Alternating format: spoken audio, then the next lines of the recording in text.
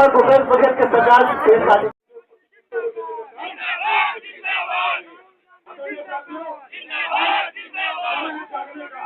उपस्थित मैं उनका भी स्वागत करता हूं। अगले वक्ता के रूप में मैं ब्लॉक कांग्रेस कमेटी सरकंडा के अध्यक्ष, ऊर्जावान अध्यक्ष करने की तैयारी ये सरकार कर रही है। आदरणीय साथियों, मैं इतना ही बोल के अपने वाणी विराम दूंगा।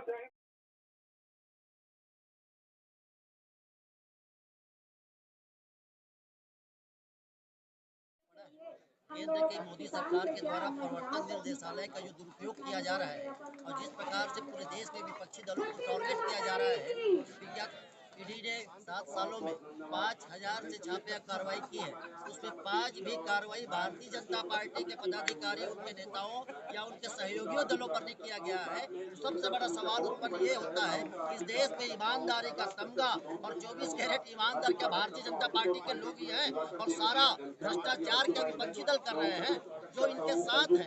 इनके ऊपर भ्रष्टाचार के बहुत सारे आरोप रहते हैं, हजारों करोड़ के।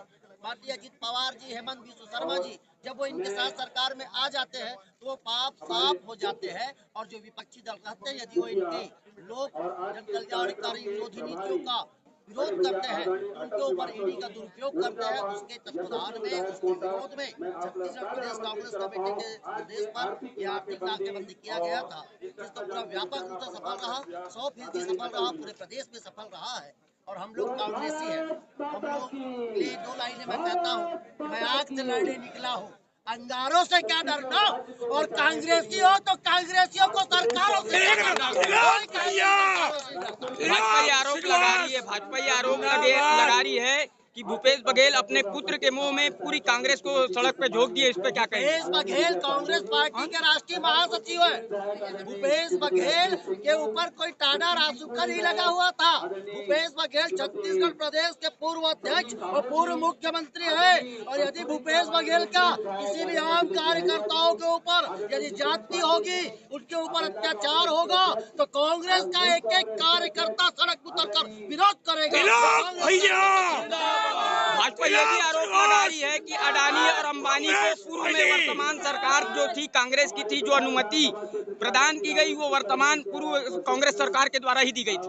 कांग्रेस कभी भी आधुनिकीकरण और विकास की विरोधी नहीं रही है। कांग्रेस ने कम समय सीमा में बिजली उत्पादन के लिए उनको परमिशन दिया था। कांग्रेस ने 300 गांव उजाड़ने के लिए और करोड़ों जंगल काटने के लिए, करोड़ों पेड़ उखाड़ने के लिए नहीं कहा था। कांग्रेस ने नहीं कहा था कि महंगाई बढ़ा दो।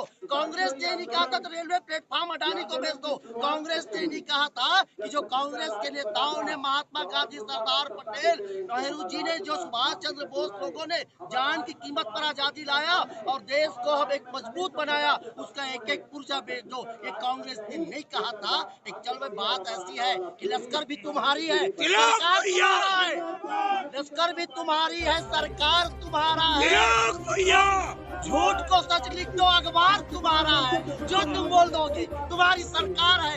लेकिन अति सर्वत्र वर्जते, अति उतना ही करो, इतना ही अति कह सको, जब अपने ऊपर आए तो सहने का क्षमता हो उतना अति करना चाहिए। भैया देश में इस आयोजन है, ये आयोजन नहीं है, ये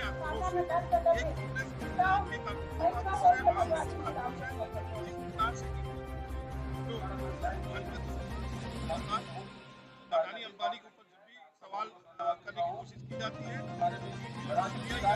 ईडी के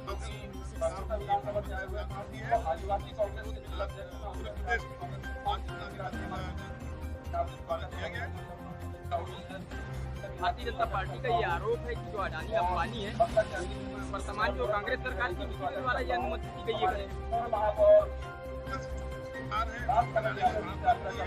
यदि ऐसा होता कांग्रेस शासन हाल में ही कटाई होना था, लेकिन नहीं। केंद्र सरकार ब्लैकमेल करने की कोशिश की, लेकिन हमने किसी तरह से जंगलों को जाकर रखा। और जैसे ही बीजेपी की सरकार आई, दूसरे दिन मुख्यमंत्री का चयन होने से पहले ही पेड़ों की कटाई। भाजपा ये भी आरोप लगा रही कि भूपेश बघेल अपने बेटे के मुंह में पूरे कांग्रेस को रोड पे झोंक दे रही है। देखिए, सवाल पुत्र मुंह में झोंकने के नहीं है। आज कांग्रेस का हर एक परिवार हमारा सदस्य है, चाहे वहाँ का एक छोटा सा बच्चा हो, या बुजुर्ग व्यक्ति हो। कांग्रेस परिवार अपने परिवार के लिए लड़ेगी, अपने छत्तीसगढ़ के साधन संसाधनों के लिए लड़ेगी और छत्तीसगढ़ के एक एक जन के लिए लड़ेगी। अपना परिचय दीजिए। लक्ष्मीनाथ साहू, अध्यक्ष ब्लॉक कांग्रेस कमेटी